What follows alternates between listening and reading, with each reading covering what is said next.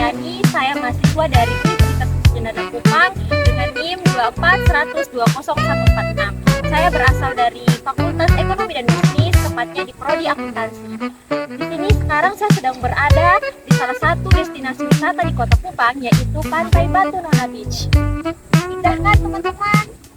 Teman-teman, sekarang saya sedang berada di beberapa tempat penjualan di pantai tersebut, yaitu ada penjualan makanan, kelapa muda, jagung bakar, dan yang lainnya. Boleh ditunjukin?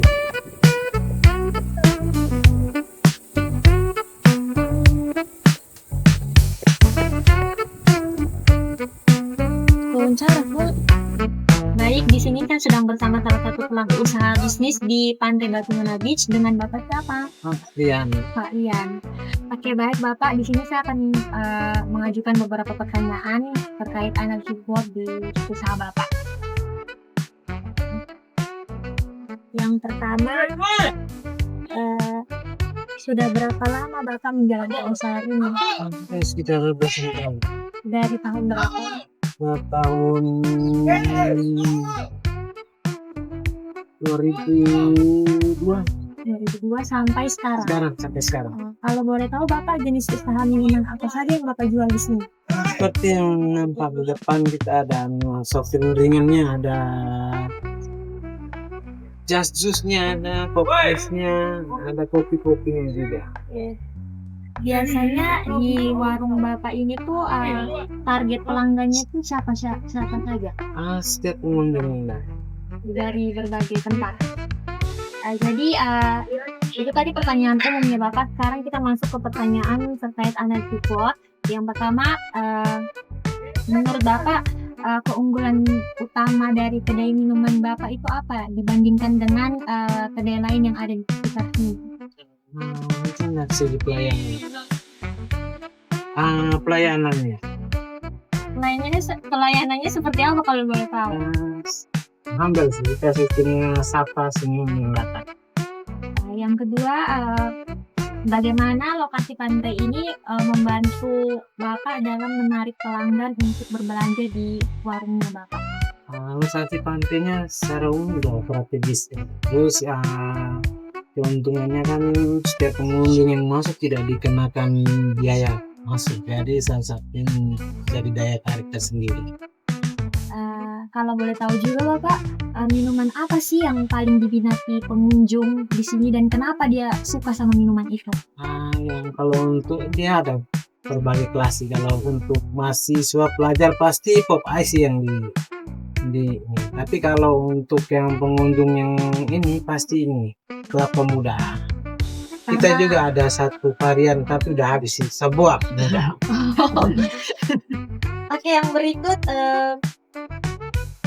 bagaimana cara Bapak menjaga kualitas minuman itu supaya tetap kayak segar, fresh, dan juga bagaimana cara Bapak menjaga pelayanan Bapak supaya orang tuh bisa kembali untuk membeli minuman dari Bapak? Yang paling pertamanya ya secara higienis ya, kualitas kemasannya juga dari pabrik udah pasti udah ini. Terus kita juga seperti yang saya bilang bahwa kita selalu menyapa pengunjung datang, jadi pas semua mereka juga akan kembali lagi ke sini. Jadi di sini Bapak memiliki pelanggan yang tetap ya? Ada bule tapi sekarang lagi pulang ke Australia sih. Boleh pulang ke Iya. Itu seminggu bisa 2-3 kali datang ke sini. Terus terkait kelemahannya Bapak, kendala apa sih yang sering Bapak hadapi dalam menjalankan usaha ini? Pertama mungkin modal. Mungkin sebagai kalian mahasiswa mungkin bisa jadi mediator buat kami untuk pelaku usaha. Kita modal yang terkendala karena bentuk perhatian dari pemerintah masih kurang. Kita pelaku usaha. Terus cuacanya itu berpengaruh tidak terhadap penjualan itu? Ya secara ini pasti berpengaruh karena kalau jatuhnya hujan pasti dengan sendiri untuk Jadi ada orang itu. Terus yang pertanyaan berikutnya itu apakah kondisi peralatan pada saat berjualan saat ini itu lengkap atau kadang ada kekurangan? Kita masih apa adanya, kadang juga ada yang kita masih seperti yang terlihat nampak, masih kadang juga masih ada yang kurang sih.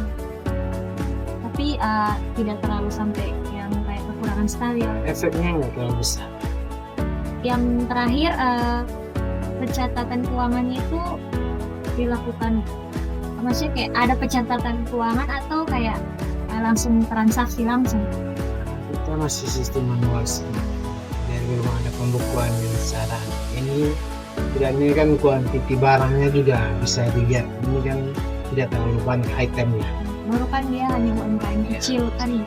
Tapi keuangannya itu maksudnya kayak tersusun dengan rapi kan, dari transaksi sampai ini, jadi kayak maksudnya tidak ada kayak keganjilan begitu. Sekarang dikumpul semua, jadi kita juga masih pilah-pilah lagi nanti untuk ini. Baik, yang berikutnya saya akan menanyakan terkait peluang di bisnisnya Bapak. Jadi peluang apa yang dapat Bapak manfaatkan untuk meningkatkan penjualan di warung minuman ini? Nanti tambahan lagi, tunggu lagi modal lagi, pinjam di bank, tunggu dapat modal kita mau tambah lagi untuk jualan yang lain, jadi banyak item nanti. Terus apakah Bapak ada rencana untuk menambah variasi minuman begitu? Pastinya mungkin di tahun 2026 karena kita lihat marketnya juga.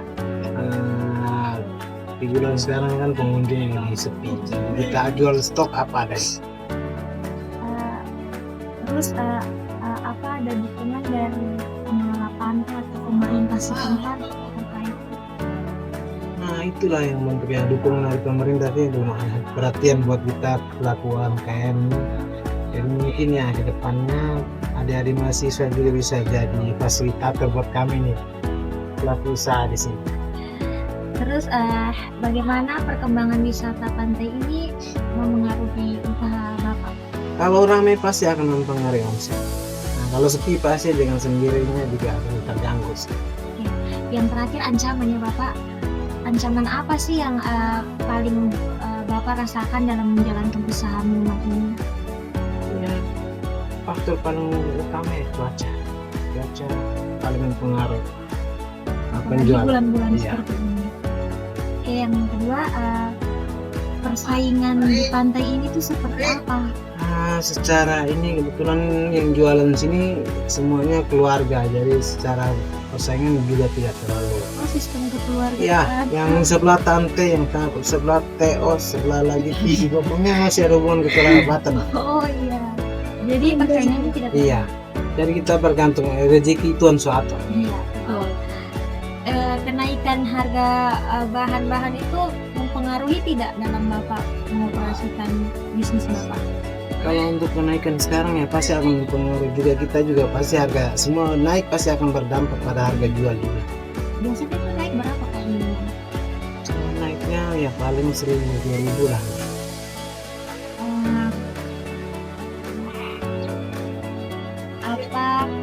Bapak apa kebijakan atau penerbitan kawasan pantai menjadi tantangan bagi Bapak buat Maksudnya penerbitan apa nih? kebijakan?